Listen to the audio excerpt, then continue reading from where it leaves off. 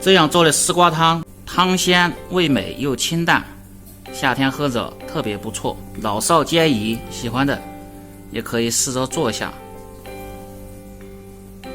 Hello， 大家好，我是刘毅，关注刘毅美食，每天教你一道好吃又实用的家常菜。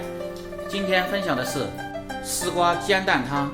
首先选择比较嫩点的丝瓜，这样做出来口感更好，鲜味更足。把丝瓜削去外皮，准备一个盆，放入清水，加入食盐，用筷子搅拌均匀，把切好的丝瓜放在里边，防止丝瓜氧化变黑。记住这个小技巧。把削好的丝瓜清洗干净，切去头尾，然后再切成段儿，再切成稍微厚点的片儿。因为丝瓜它这个一煮缩水比较厉害，然后切成条。好，放入盆中。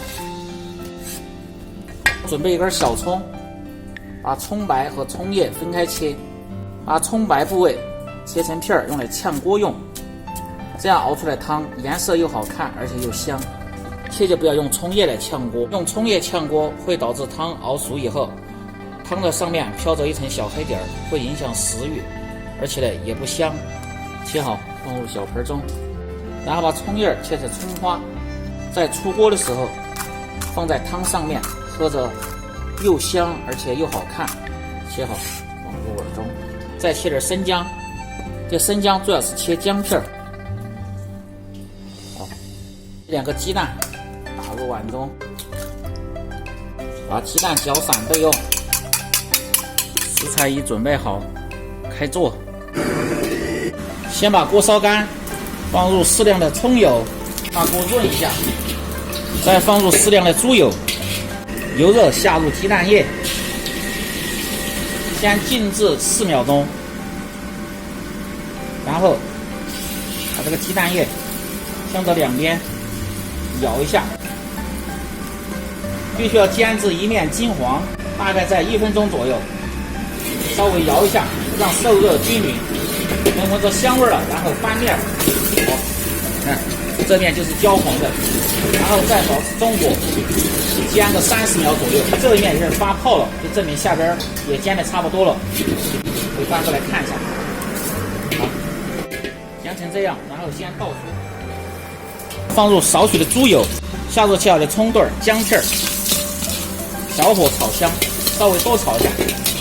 炒至葱姜微黄，下入料酒，把料酒炒香，加入开水，这样可以使熬出来的汤颜色是乳白色，而且汤味特别的鲜。下入鸡蛋，开大火先熬1分钟左右，把鸡蛋的香味和猪油的香味充分融合一下。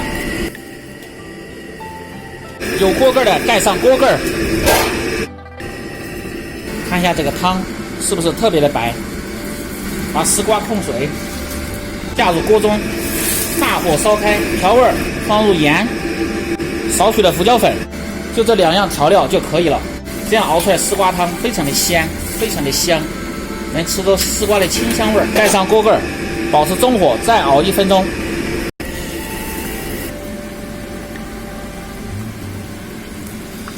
关火，这样就可以了。